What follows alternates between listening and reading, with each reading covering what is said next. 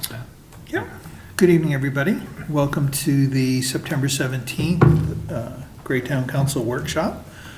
We'll begin with roll call. Mike? Here. Krista? Present. Ian? Present.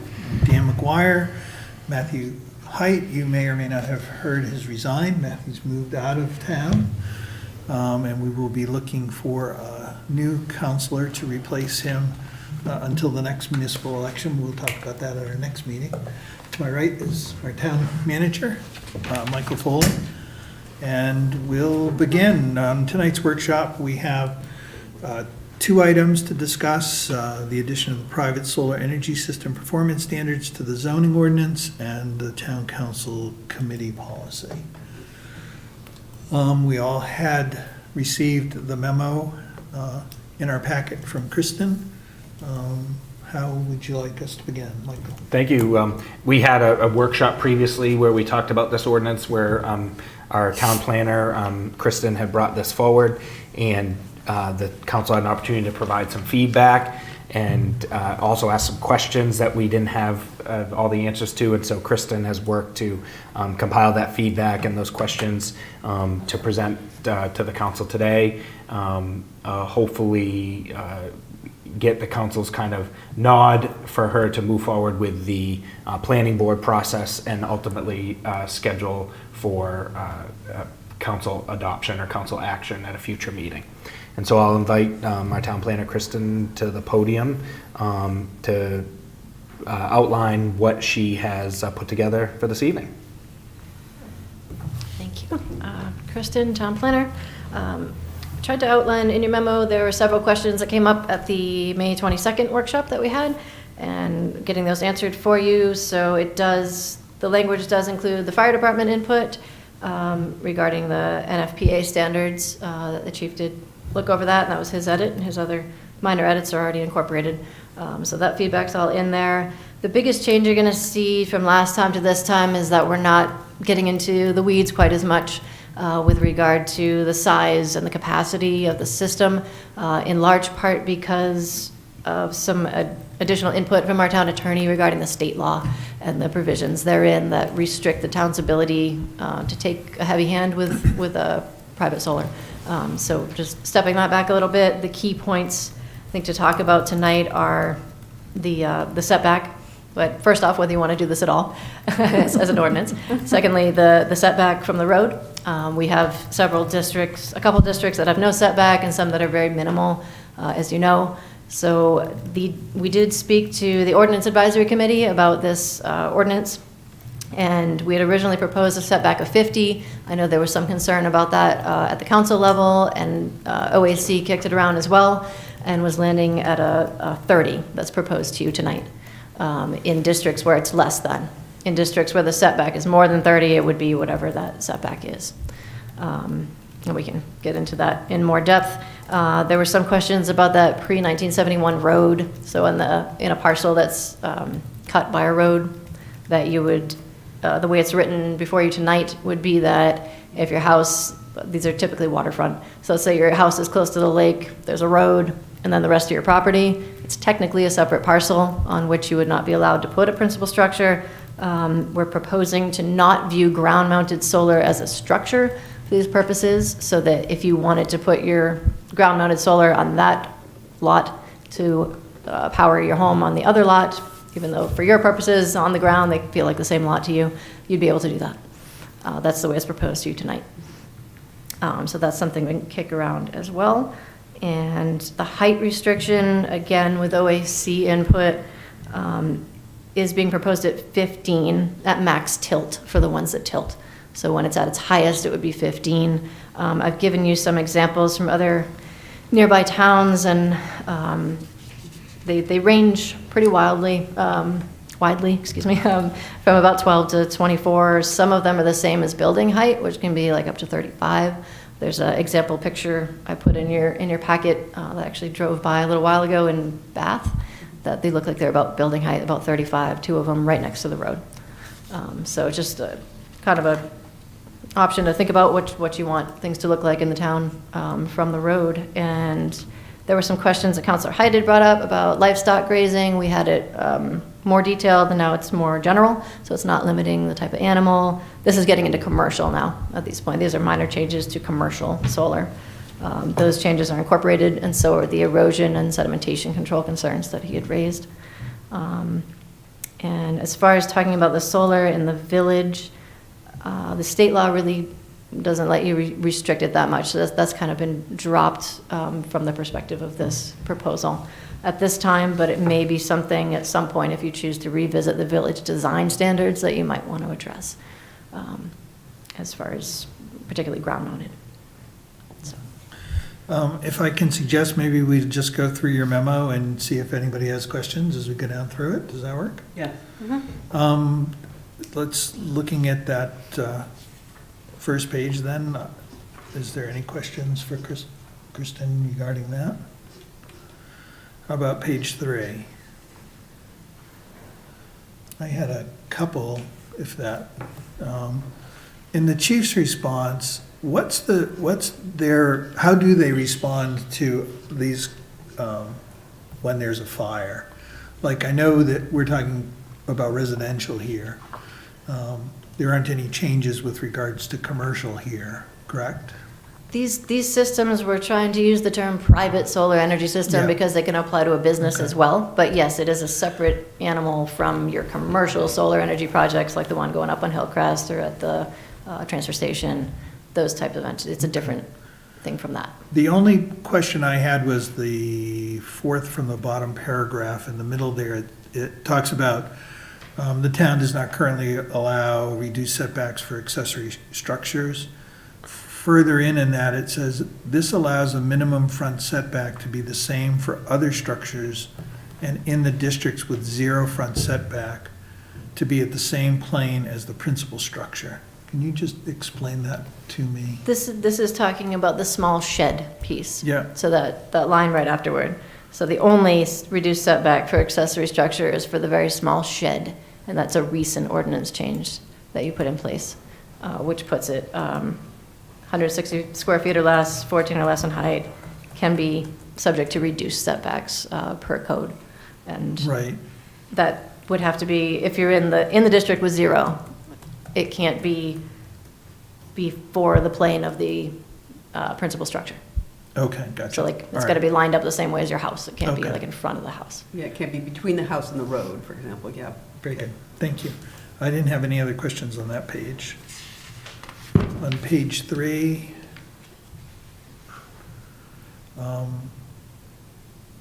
15 feet is the same height for the commercial ordinance, correct? Yes. I'm wondering if the planning board, a lot of the tracking ones, almost all the tracking ones I've seen seem to be higher than 15 feet. And I just wondered if if you have any concerns about them being asked for variances, someone comes in and they want to put a tracking one in their backyard. Is 15 really going to be enough, was, I guess, my thought. I don't know how others feel about that. Yeah, I'm not aware of that constraint. I mean, I think it's a reasonable question to ask, given that it could mean a lot of work for the ZBA, but, and for planning, and, code enforcement, but, it seems also that there are other towns around us that have adopted that same standard, so. For 15, are there, Yeah, there's some examples on the next Yeah. page. Gross Smart suggests no more than 12. yes. Again, there are some towns that are going higher. Wyndham is, yeah. Wyndham's at 12. Cumberland is at 24. You'll see the news story in your packet where that's caused some Yeah. concerns from abutters. New Gloucester's at building height, which could be up to 35, I believe. I liked your Wyndham example that, had a maximum height, but allowed for fluctuations from that depending on where it's situated on the property line. I don't know if I agree with the 30 feet, especially since much of our zoning would be more like 50-foot setbacks, but if someone's sticking it in their backyard and it's not abutting other properties in a negative way, I'm okay with it if they need to go higher, especially since they might have more tree coverage in the I mean, I back. could put a 35-foot one in my backyard and you'd never see it. Right, that's what I mean. Me too, Yeah. I'm- I think one issue I had with the setbacks is that, and I think I brought this up during the conversation we had as part of the ordinance advisory committee, is that you're going to get the most sun closer to the road. So by having a setback, you're really limiting the use of these. Though I understand the need for a setback if we're concerned with aesthetics. I think if we limit the height too much while also enforcing pretty severe setbacks, you're just not going to see any of these, and that's not something, I want to give people the flexibility to have an array, because not everybody has a property with a roof that faces the right direction, so these arrays give people more flexibility to use solar if they so choose. So I'd like to keep the aesthetics, but also allow for flexibility, and like I said, I like your example from Wyndham here. There are other ways for people to participate in solar, though, if they don't have a good location themselves. Yeah, you can buy into commercial arrays as part of your energy bill, but if you have a car, your EV or something, where you're pulling a lot of electricity, it's not always going to be sufficient for people. That's just my opinion, but Sure, yeah. yeah. Is there any proposal to change that? Any suggestions, or people want to leave it at 15 feet? We can move on. I'd be okay with leaving it at 15 feet. I actually don't feel we need to have a policy for homeowners. Commercial, yes, homeowners, I think do what they need to do. Just my opinion. It feels like, to your point, we make things so constrictive for people already a lot of times. I prefer not to do anything on the homeowners and just really focus on the commercial stuff myself. I guess my only thought about the homeowners piece is you do have instances where somebody can do something that will negatively impact the value of their neighbor's property. Or you do have a situation where someone can, shade somebody else's garden because they build a structure in the way. I'm not looking to be like overly prescriptive. I mean, I think the more of this, the better. But I do think there are some considerations there.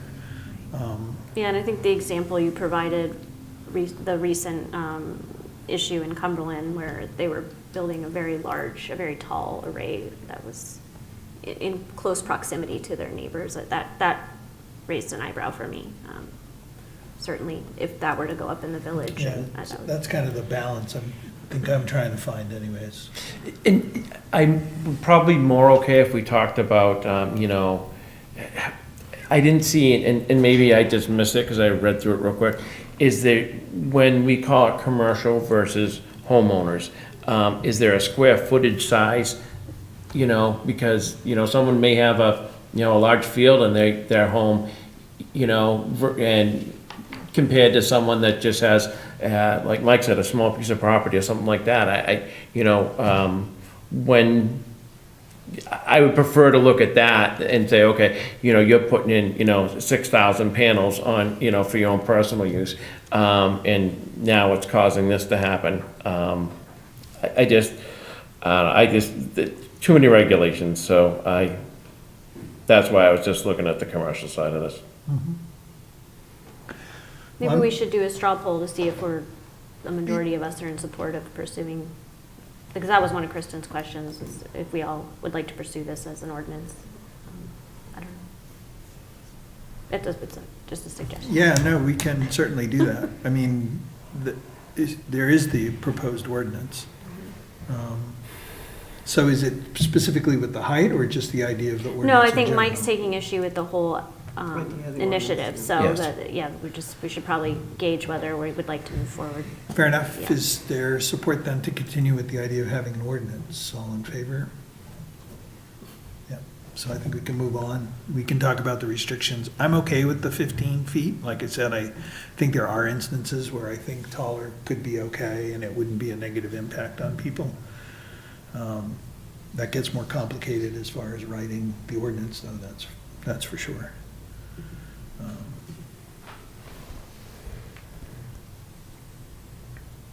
I don't know, Kristen, do you have any suggestions on how we might loosen that up, but still have it be something manageable? I mean, looking at the Wyndham example that you were citing,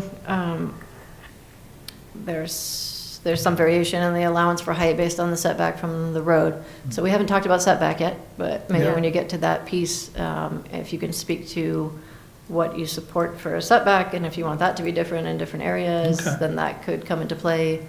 You know, where it's below X amount, it can only be X high, that Okay. sort of thing. We could certainly look at that sort of thing. All right, well, it's maybe to organize it and make it more clear. So there's no questions around your question 1 on packet page 3, correct? We're all set with that? With the fire department, yeah, Yeah. I didn't have any Yeah. questions on that. And are there any questions regarding number 2, which is the 50-foot setback for ground-mounted systems being too much? 30.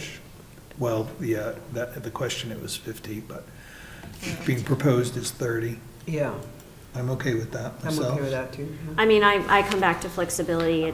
You had an example in here with New Gloucester, where it's, you know, they have a determined setback, but then if there's no other appropriate place on the site for that system, they give leeway to the planning board to make adjustments to that, which I thought was fair, personally. I guess I'm struggling with just the strict 30-foot setback or 50-foot setback, because every property is different, and you need flexibility when you're installing these types of arrays. It's not just like a building where you can plop it down as long as you've got the right, slopes and, soils.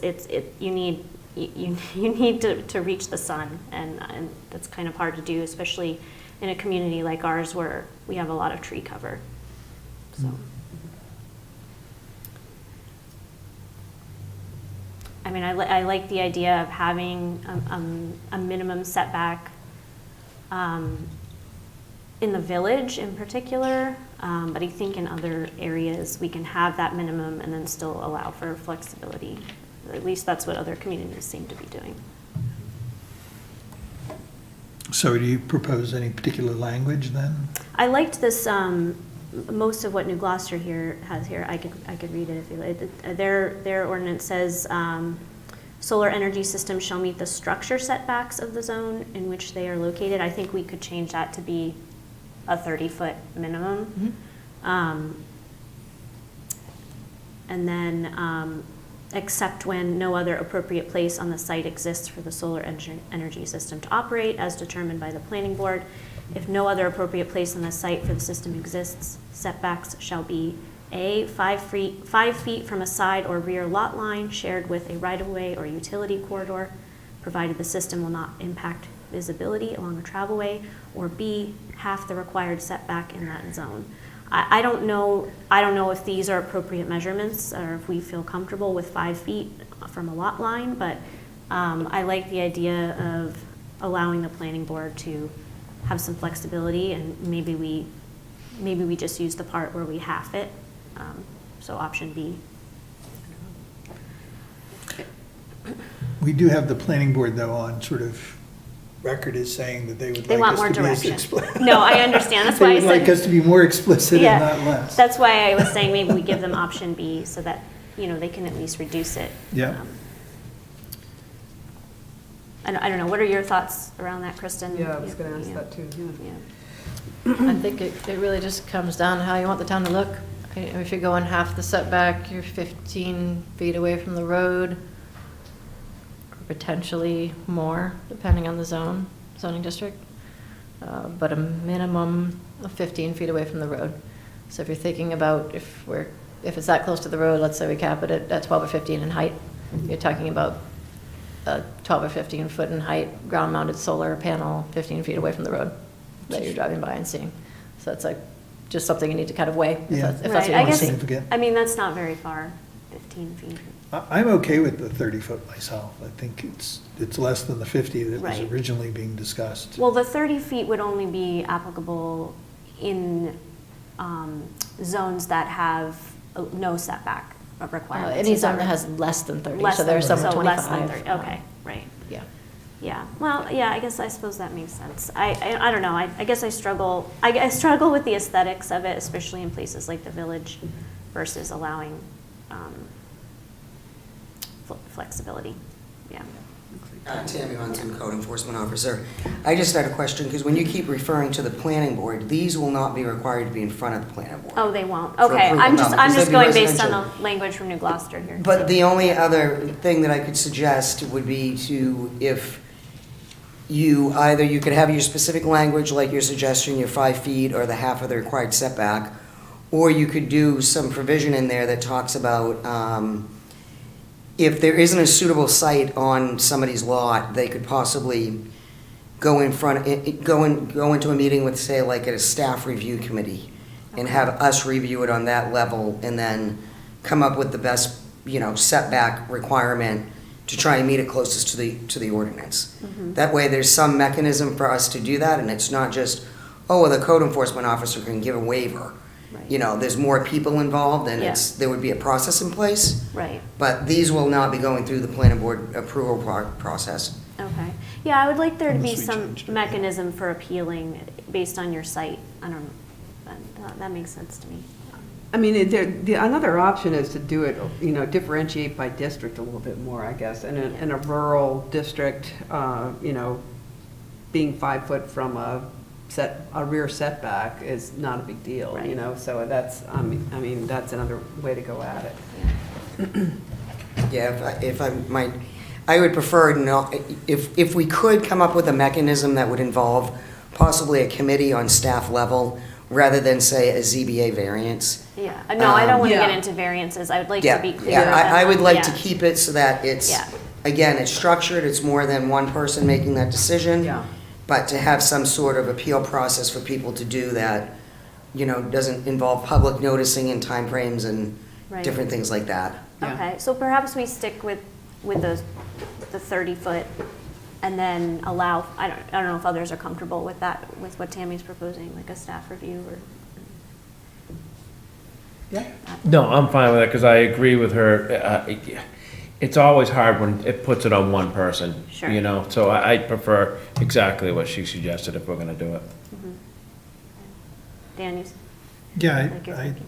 I think that would work. I mean, trying to think the staff review process, when we use it, if we've used it this way in other instances. I like the idea that there is some flexibility, and I certainly understand the idea of having more minds at it. I don't know if it's the kind of, if you have staff review, isn't that something we notice now? For the current purposes, yes, it's typically for site plan. Yeah. For minor changes that wouldn't rise to the level of planning board. So typically, yes, we do notification for them, but I don't know that we would be Required statutorily to. required to do Yeah, that. that's what I wasn't For sure this of. piece, we could certainly, post them to the website and have them up there as a regular meeting. They would be open to the public, we could, we take minutes and so on, but I don't know that we would be required to notice. Yeah, or to Unless notice you abutters or anything like put that. that in. Yeah, okay. Yeah, I'd support those changes to make the process more flexible. Yeah. Yeah, so we would just keep the proposed setbacks and the heights, but then allow, would we allow a staff review on height? I would like to keep the height. I don't want to see what we've seen in these pictures where they're like as high as the building and, does seem a little extreme. So, Yeah, I guess if we can open it up for the setback, it feels like we could open it up with the height with some, if it's not visible from the neighbor's property. Yeah, I okay, don't see why that would be an issue. right, that makes Um, sense. Yeah. I don't know how others feel about that. Is but I that don't dumping know too why- much on staff review, No, to height as well as setbacks? I don't think so. Okay. I No. like that idea of that flexibility. Sorry, Yeah. sorry, Mike. No, you're fine. I agree. I mean, if we're really concerned about aesthetics, and it sounds like we are, you know, I think that we should try to be as consistent as we can throughout, whether it's this or signs or other things, because I think it does make a difference. And it sends the wrong message if we allow a sign to be, you know, 8 feet, but this one has to be 30, and this one coming in will be this high. I'd like to have some consistency with this type of stuff. But there are different zones, and the different zones bring different issues. Take the sign, for instance, if you're traveling down the road at 45 miles an hour, you would need a different sign than if you're in a place where somebody's traveling 25 miles an hour down the road. You might not want a 40-foot sign here in the village, but it might be okay over by the turnpike. Those are the kinds of things that I try and balance, I guess, when we have those distinctions. And that's kind of why we have zones, to try and make it a predictable process for people. And I agree, I'm just saying is that everything in that zone needs to be consistent, is what I'm thinking, you know? I mean, a good example is, anyone who's had the pleasure of going to Hilton Head, they do a fantastic job with, you know, not seeing all this stuff, you know what I mean? They only allow certain size signs, they only, you know, everything has to be set back a certain feet, and it just looks really clean and nice. And I think that's what we're trying to get to at some point, right? We really want to clean up the village, we want to make it look nice, but we don't want to be a burdensome either on people and say, well, you can't do this because you don't have the right setbacks. So I'm fine with the setbacks. I just want to, I think it should be more zone related than it should be, you know, because if you're on Ramsdale Road, you know, and you don't have any neighbors, I don't really care, you know, if you're 10 feet or 50 feet back, you know, so I think that's maybe what we should consider is, you know, the zone itself. Because in Gray Center, I don't think we want, you know, something right on the road. Because the other thing I'm thinking of is, we talked about this in last week, you know, let's say the state comes in and decides to widen the road, you know, I mean, how far should it be from there as well, you know?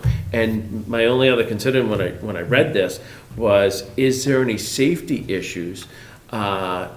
Is one of the reasons why we want to have it set back so far is, you know, because of safety reasons with vehicles, you know, with the glare coming off, things like that. Do we need to consider that?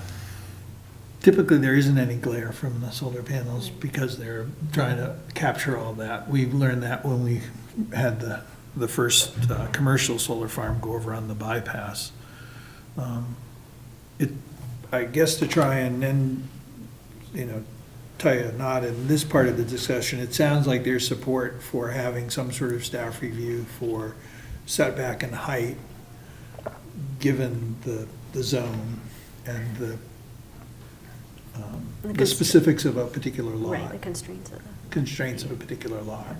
Are you asking, though, to alter the 30-foot setback and 15-foot height based on zone, on zoning district? It doesn't sound like it. No, No, No, okay. No. the majority of us aren't. So it would hold it at 30 and 15, and then if you have an issue with your particular property, you bring it to SRC? yes. Right. That's what I Although think. the way it's written, it would be 50 in zones that have a 50-foot setback, correct? Yeah, Correct. Yeah. Right. All right. Did we answer all the questions? Well, I don't know that we've answered them all, but we're getting there. So we're through to number 3. I think that, you know, basically limited to the square footage and the weight capacity of the roof. I think, you know, I don't see a need to limit it beyond that myself. Right. No, Okay, agree. I think we're in agreement there. Yeah. I think we sort of took care of number 5. The height restriction for ground-based is appropriate. It's 15 feet, but there's a process for somebody who owns 100 acres and wants to put 2 of them out in the middle of it. The grazing livestock, I think that the business is probably going to control this more than anything else. I mean, not all livestock would be suitable for grazing in a solar No. farm, but they're going to do whatever they need to do. I think when we talked about it last time, we just decided to be less prescriptive. Yeah. Yes, I agree. Yeah. We were talking about the species of sheep the last Right. one. Cheviots. Yeah. So I think we're okay with letting them decide that. Yeah. Yeah. Should we allow solar panels in the village, number 7? Anybody want to weigh in on that one? Oh, I think, you said our lawyer said we can't prescribe. My, yeah, Any kind of rules the around that? impression I got was that it does need to be allowed, Right, Yeah. oh, okay. but you could speak to how you might want to address village design standards in Okay. relation to solar. For me personally, the only installation I think that I would object to in the village is when you see, when a house unfortunately isn't oriented such that they have to put angled frames on the roof in order to get the panels to be oriented in the correct way. You mean like when they're raised up off the roof? and Yeah, they- they're not flat on the Oh, roof okay. itself, but they're raised up off the roof. Yeah. I personally wouldn't allow those on the fronts of houses. Again, because I think that has an aesthetic impact, not only on that particular property owner, but it affects the property owners around them. If I may. But I don't know if that's legitimate. Right now is proposed, the pitched solar panel installations on a roof are supposed to be flush mounted with the same finished pitch as the roof, no more than 10 inches above any section of the plane of the roof. Oh, okay, I didn't So- realize that restricted anything else. So right now, they're proposed as not, the ones you're talking about, Yeah. that would be like a large triangle Yeah. off the top, would not be permitted. Allowed, okay. I didn't read it that way. Thank you for clarifying that. If you want to change that for some zoning districts, that would be a change we'd need to make. I mean, and if it was in a light manufacturing and industrial area, that would be fine, in my mind. You know, if it was in the overlay zone for that, and maybe even some commercial properties.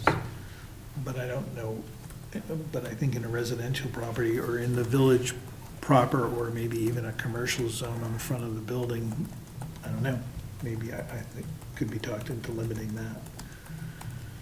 So I guess if that rule that you just read, Kristen, applies to all zones, I'd be willing to loosen that up for some. Was that applicable to all the zones? Where you couldn't have the, That's for the roof mounted, so yes. but across all zones, not just the village? Oh, Yes, okay. as proposed right now, it does not differentiate the different zoning districts. This would be in any part of town. I mean, if the school Of wanted to put, shoreline. you know, pepper the top of the high school with angled solar panels, I don't know, would that be something we wouldn't want to allow to have happen? I don't have strong so. feelings about that myself, yeah. I mean, I can see your hesitation in the village for aesthetic purposes, if we're trying to have a certain feel here that's, you know, where everything kind of looks similar. But yeah, I don't feel the need to limit that as much in other places. I agree, no. Yeah. Yes. So Would that- LMOD and commercial, or do you want? I'd be okay with, light manufacturing and commercial zones, Right. that they could use angled. Yeah. What about in rural zones? You know, you get into setbacks, I guess, again, if you can't see it, is it any reason to disallow it? I wouldn't think so, Right. Yeah, I agree. Staff review. but, This is for roof mounted. Right. So it's Yeah. it's a different section. So if you want to allow you want to allow flush mount only in village and village center proper, we could do that route. Yeah. Or we could allow, Well, I think we were okay with the standard you outlined, with it being only raised by a maximum of, what did you say? 10 10 inches. 10 Yeah. inches. 10 Like, inches. I'm okay with that in the village. I think what we're saying is that if that's an applicable standard in all the zones right now, we don't need to be that restrictive. And I know we're getting into roof-mounted solar rather than solar arrays, which is separate from what we were looking at here, so. I agree. I think let's keep it to the village, you know, it's, Okay. We might be getting a little off the question here, but, Well, we are talking specifically about the village there, but I wouldn't be in favor of it, of changing that 10-inch rule for every place outside of the village myself. I would be, again, for commercial, light manufacturing, that feel, any industrial kind of setting, that feels different to me. okay, well, why don't we start there, and then if we feel we need to amend it later, we can review it. Okay. Does that work? yeah, that's fine. Yeah. Ann, does that Yeah, I work? can live with that, yep. Okay. Okay. LMOD and commercial, yeah. But I think in regards to your question, we're fine with the rooftop panels in the village, Yes. although you were mentioning not having them on the front. Did you?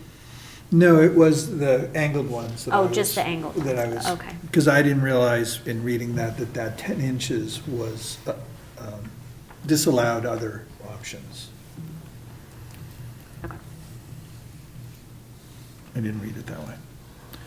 I think we're through all your questions. The considerations, do we support the addition of the defined private solar energy systems and the associated performance standards? I'm a yes on that one. Yes. Yep. No. No, okay. Does the council support the minimum front setback of 30 feet? We've sort of addressed that one. Does the council support the maximum height of 15 feet? We've addressed that one too. And do we support the grazing piece? We have addressed that. Next steps. I think we're pretty much there unless we've left something hanging for you.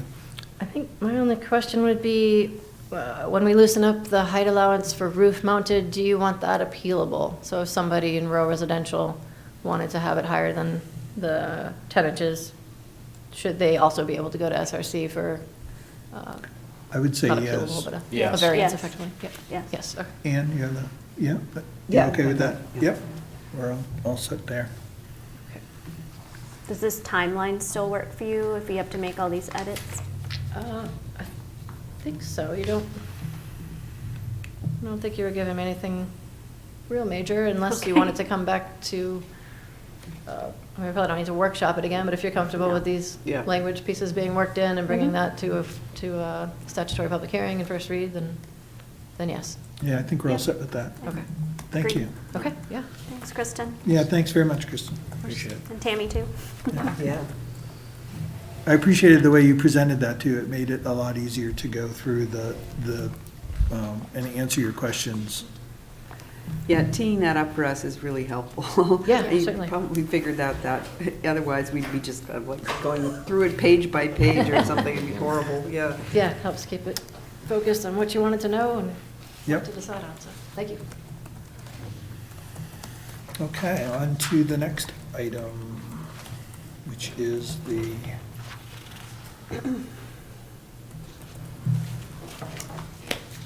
committee policy.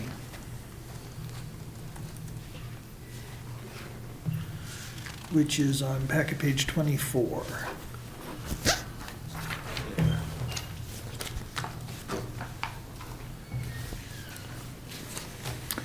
Mike? Thank you.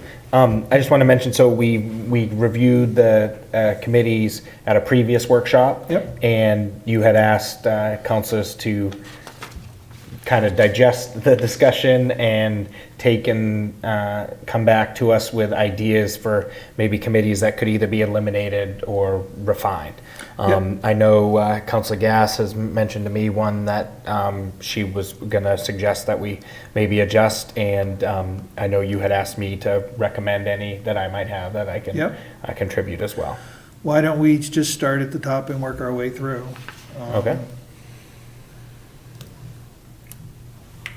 Currently, well, I guess before we do that, within the confines of sort of the affiliations or the council liaison appointments and committee member appointments, did anyone want to make any changes to those processes? No.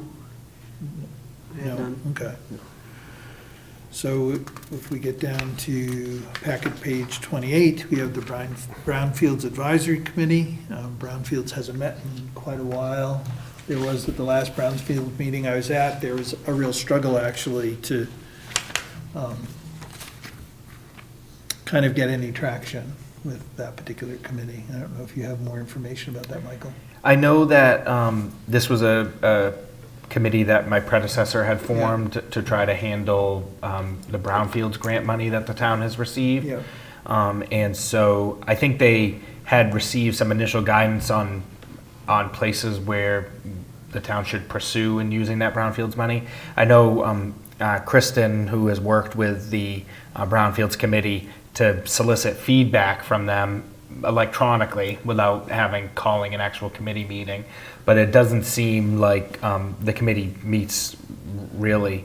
And so what I may recommend is we're still in possession of a Brownfields grant that we're trying to utilize. The committee right now has identified, and working with our consultant, we've identified the Gateway property as a property that we'll be looking to study to get a report basically on the soils. And then there's a tire dump that exists. I forget what road it's off at the moment, that we're working to try to see if we can work to get cleaned up. It's a tax acquired property that the town had obtained through tax acquisition prior to the new laws. And so we're trying to work with an abutting property owner and a contractor to see if we can get access to clean that out. And so if we're able to do those right now, those are really the only places that we've identified as possible uses of the funds. Whatever we don't use within a time frame, our consultant has been in discussions with EPA, it'll need to be returned. And so I know that this was an important issue, Brownfields was an important issue of my predecessor, and I think a lot of the Brownfields eligible properties that are privately owned in town, the property owners aren't interested in using those resources.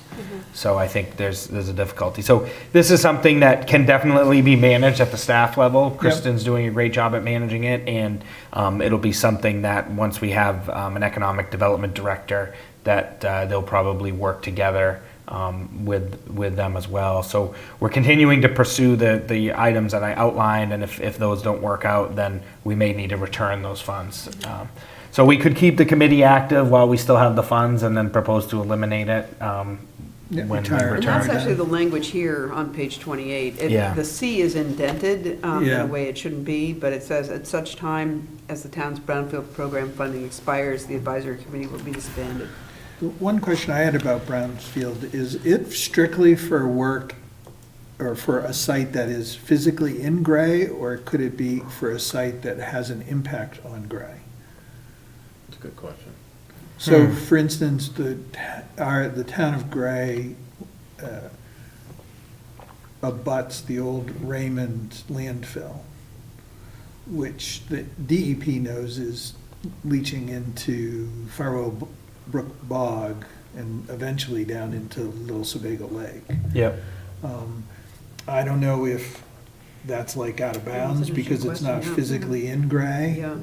But that might be something worth And I asking. imagine that's a town of Raymond-owned property rather than being private. Yeah, Yeah. so there might be a possible use there. Yeah, no, we can, I can check with our consultant who can check with the EPA on if something like that would be eligible, and we can explore that. Because we've been trying to, with our consultant, with staff, explore places that we could use these funding. Yeah.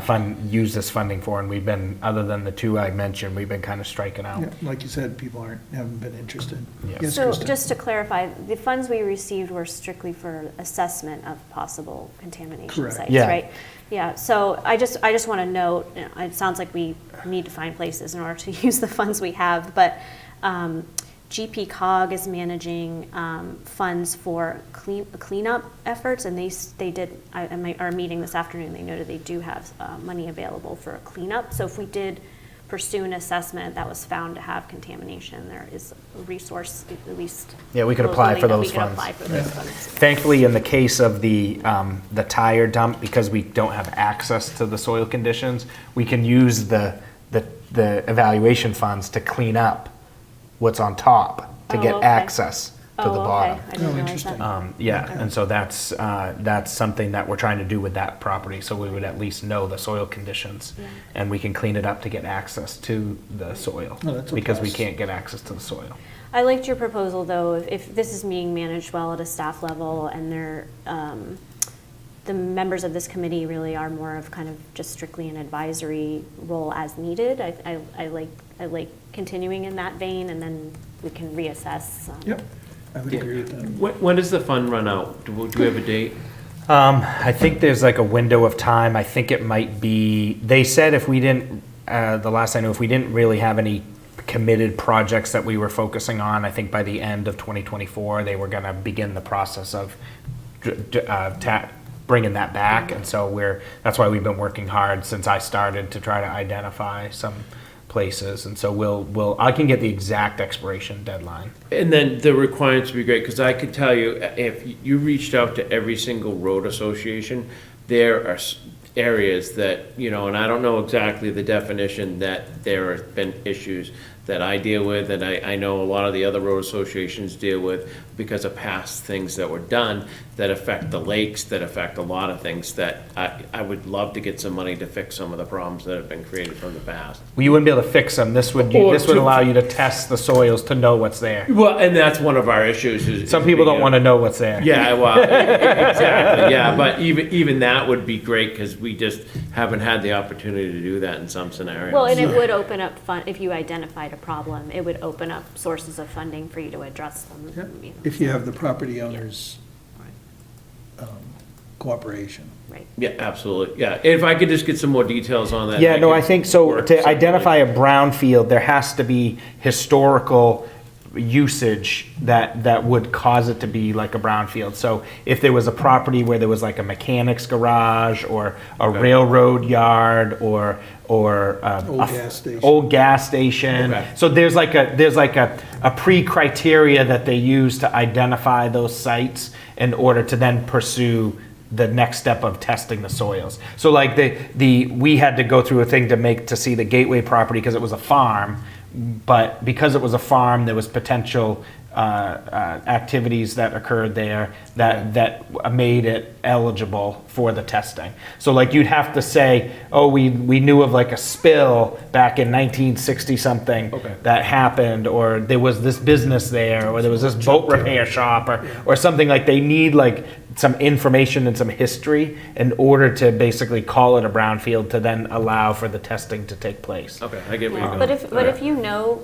associations that have those types Yes. of things, you certainly should refer them. Yeah, they can check those out. But typically residential properties aren't eligible as brownfields unless they were right next to one of those other things that I talked about, or an incident happened on the property. And so most of the properties that are brownfields in the town, the consultant and the town knew about them. Already know. And they're pursuing the people and the property owners to try to get them to participate in this program, and they don't want to participate in the program. Okay, because I'm just thinking like, there are so many, where I live down the lake, where people used to just use their backyards as dumps. And you walk out in the woods and there's huge piles of just debris from 50 years ago. Yeah, if you knew about those sites, that it was used as a dump, like Yeah. that could be something that. Okay. Yeah. All right, I'll get separately with you, Yeah. I don't want to eat up your time Yeah. on this, but. Okay. Community Television Advisory Committee. All right, so, No, the next one was actually Yeah, economic C. development. oh, CDC. sorry, Nope. CDC, Sorry, yeah. I Okay. yeah. scrolled too far. They're almost Cs, though. Yes, Community Economic Development Committee. And so I don't know what anyone else has to say, but this was going to be one that I recommended elimination of. I think it's been difficult to gather people for it. Where we are establishing a professional economic development department, it would be something that could take place amongst staff, essentially. within that. So I'm not sure what others feel about it. If not, if we do have an economic development director, we would now have a staff person for the committee, and we could maybe try to resurrect it and do some more work. So, but where we were talking about, I think one of the areas that we came to this conclusion of talking about eliminating committees is we're struggling to fill the committees we have. Yes, it's true. So we don't want to necessarily have too many committees. That way, if any members who wanted to be active on this committee, we could maybe redirect them to another committee, such as the planning board, or zoning board, or something like that, that deals with some of those issues. Or even allow them just to participate with this, like you said, I think because there hasn't been a staff member or a group of staff members who are charged with kind of organizing this, we might have volunteers come forward if this has some traction and starts to move forward. There may be some interest in the community to get involved, I don't know. I mean, does it make sense just to decide to wait until the economic development director? I mean, I'm okay with removing it, having served on this committee. It was, it didn't, there were times when it functioned really well and times when it really didn't. And I suppose that's no different from any other committee, but it's been a couple of years now that it really hasn't had any kind of, Yes. membership. And I don't think anybody's been chomping at the bit to get No. on it either. And from what I learned, a lot of the premise of the Blueberry Festival came out of that committee, Yeah. and then it made its own committee. Yeah. Yeah. And I think having a full-time staff person Right. devoted to this stuff is really going to be serve the town much better. If the staff person decides he or she or they want a committee, then we can, we can activate it at that point. I mean, I served as liaison before Anne stepped in when she rejoined council, and I found that this committee really was focused more on like beautification of the town Yeah. and which I think is important. But the other goals outlined here, I think, would be better served from staff since we're hiring for that specifically. I think beautification could be addressed through the goals potentially of other committees that we have, and/or maybe we could have a different type of committee that could address, if we wanted to form a committee solely focused on that, that would be appropriate, I think. Michael? No, I agree. No, absolutely. I think I'd be okay with retiring it. I mean, we can Yeah. reconstitute it, we've done that before if we Yeah. have one. And we could just form, to your point about people who want to get involved, the economic development director could form an advisory committee Right. on their own. Yeah. And be like, okay, you're interested, so Dan, Mike, Ann, they're all gonna talk, Right, exactly. and not Right. have a formal committee and It be doesn't people. preclude us from Yeah. doing that. Right. Yeah, okay. In the past, when we've retired these, they've been maintained in this policy, but just noted as retired. Yeah, and the just very in case, bottom of the in case we want to policy. resurrect them. They get moved to the retired. Yeah, Yeah. right. So I think it would be valuable to retain it in that Okay. sense. Put out to pasture. Yeah. So the next one is the Community Television Advisory Committee. So I've been talking to some folks. At our last committee meeting, only one member was present, so we didn't really have a robust discussion on that.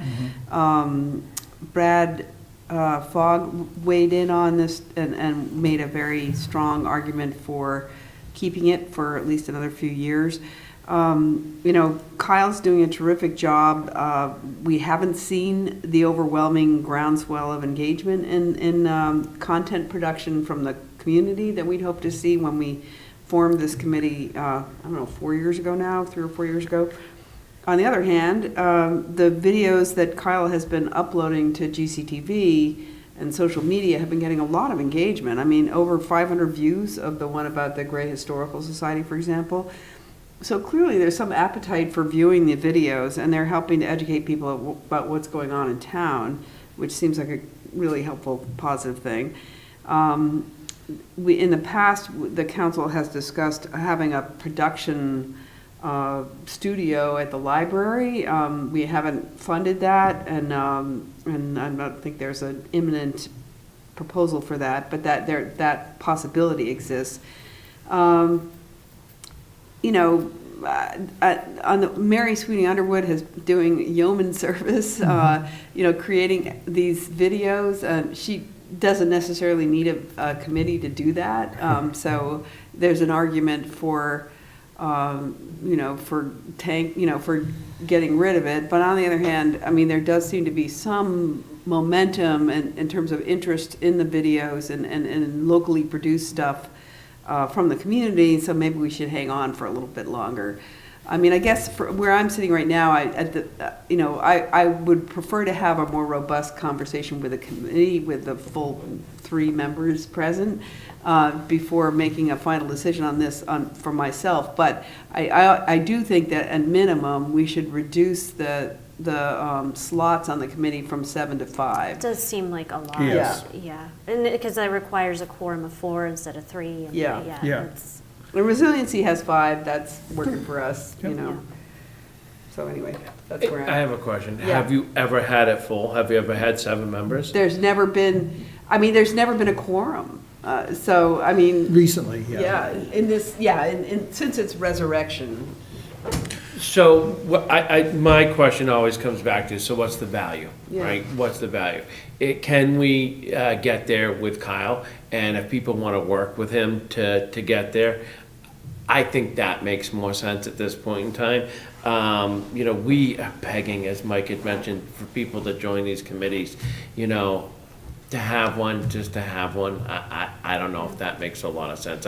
I appreciate the fact that you step up and you go to it, but I'm sure we could use you on some other things that we always need, but you're the one that deals with it, so I'm gonna leave it up to you for my voice, but I don't really see a need for it. That's just me. I mean, I was going to say, I don't want to put Kyle on the spot, but I am curious what his opinion is as staff liaison, like if he feels it's a valuable resource for his. Well, I'll just add, Yeah. maybe if he gets an opportunity to mic Yeah. up, but him and I have discussed this at length, and it's his recommendation that we eliminate the committee. Okay. I think a lot of the reasons are similar to what we talked about with economic development. I think a lot of these, we didn't have professional positions that can handle a lot of this work.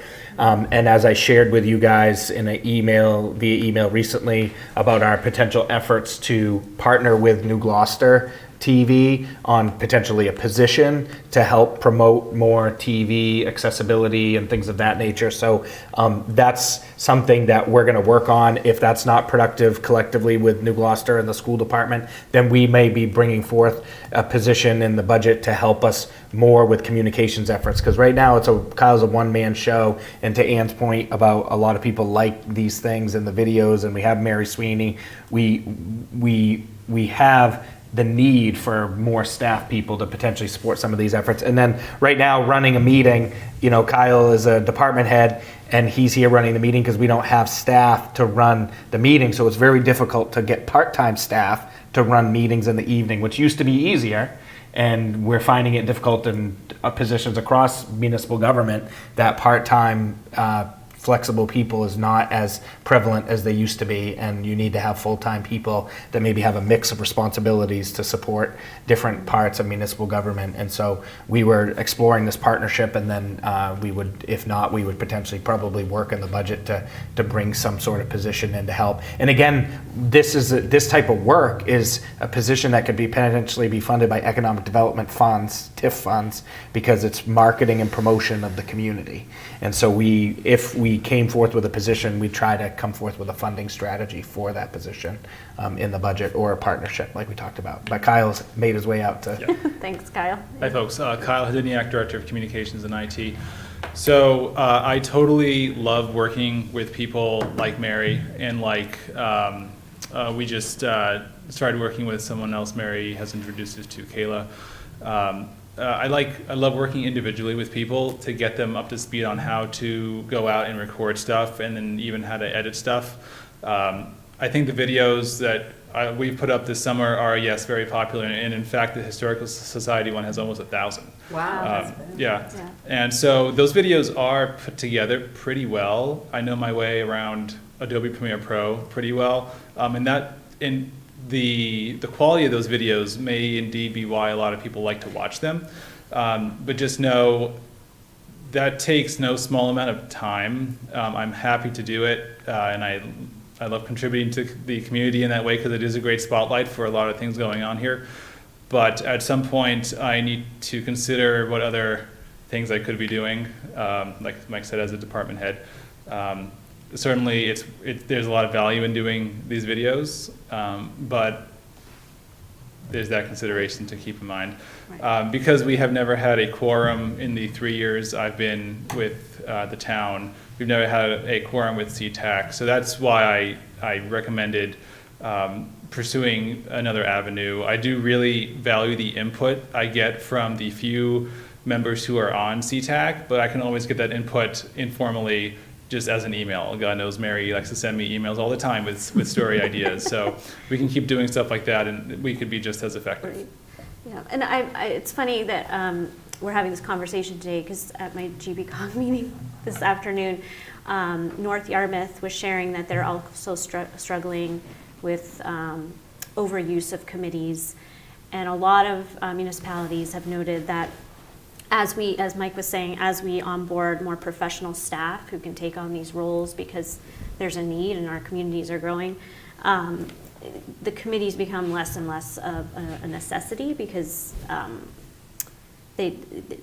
we're struggling to get volunteers and people are not participating in the ways they used to, and the way our government is working has shifted. So we're not the only municipality who's having this conversation, so it's just interesting. I think, I'm okay with rolling this one up. I think we can do the same thing to Kyle's point. I think anyone who's interested in participating, can still find a way to participate. Brad, I think is or was an official contact. He was somewhere in the system for the whole Spectrum cable TV thing. So you might want to look into that to have to make a change. I'm that contact You're person that now. person now? Yeah. So I would be okay if we retire this committee too. Thanks. Agreed. Thanks, Kyle. Moving on, the Dry Mills Schoolhouse Committee, I would suggest we not make any changes to that. Yeah, I was going to suggest, based on the conversation we had before, I don't recommend that we make any changes to any of the other committees to maybe save some time. But if you want to go through each one to just get a quick thumbs up or thumbs down. That's what I'd like to do. Cool. Yeah. But I don't think we need to make any changes to that. Agreed. The Finance Committee, we just had a meeting, that's kind of getting reconstituted, so I don't think we need to make any changes there. The General Assistance and Fair Hearing Authority, I'm a member of and have not met once in the 7 years I've been here. I believe a that's I was statutory going to say it's committee that we have statutorily. to have. Yeah. The Library Board of Trustees is more of an affiliate than a town council committee. Well, it is a town council committee, but just a point of information here, we did change the name of it a while back to library trustees because the term board And- is reserved for semi-judicial. Yeah, for the planning board, the Yeah, ZBA. right, yeah, so that So we be- should strike the board? The board, Okay, yeah. got it. Library trustees. Yeah, anyway, but I think the library trustees is we don't hear a lot from them because they function really well and they're They're very very active. independent. Very competent staff. They're competent Yeah. and Yeah. staff and they're active and they're also physically separated from this building being in the Yeah. library. But I Don't think we need to make any changes there. No, definitely not. Yeah. And is there a reason that have trustee, the name trustee, and not just like advisory board or library? We don't know the No, I history of don't- that. I Yeah, don't know because the like history. typically trustees have a responsibility associated with a probate matter. And so I wasn't sure why they came to that name. There might be something associated with the building and with the, Well, there's a separate fundraising arm for the library, Yeah. the Gray Public Library Association, Yeah. which is a separate Yeah, committee body, than this, yeah. and we don't have anything to do with that. right. This is an advisory committee for Josh's role, the director of the library, to bounce policies, library policies and guidelines off of. I don't know the history about why it's titled trustees, but Okay. if you feel strongly that it should have a shift in its. I can maybe talk to Josh and then Yeah. maybe talk with Yeah. legal counsel Yeah, just or to even see. just talk with the committee and see if they have an issue with changing Yeah. it, maybe. It won't be a big deal. Open Space Committee, Yeah. they're not gonna make any changes. changes there. No, not at this point. The Ordinance Advisory Committee, We've been functioning really well. There's 3 really active members on the committee currently. And, I think they're doing a service to Doug and the planning department. It's sort of, they're just a sounding board for anything that's coming before the council or has been before the council and they need feedback on. So. I think this one's worked well for a long time now. Yep. The Recreation Committee? I don't. Was Matthew? Matt he was was, on he that was the one, liaison yeah. for that. I haven't been involved with I recreation. don't know, I mean, I think this is another committee where, now that we have the whole G&G affiliation piece and Anthony's there, maybe, and I don't have any touch with the Recreation Committee, maybe we can get some feedback from Anthony about. Yeah, so I have talked with Anthony about it in the past. He finds it more as like he reports on things that they're working on and then just solicits feedback. So there's not like an operational function as none of these committees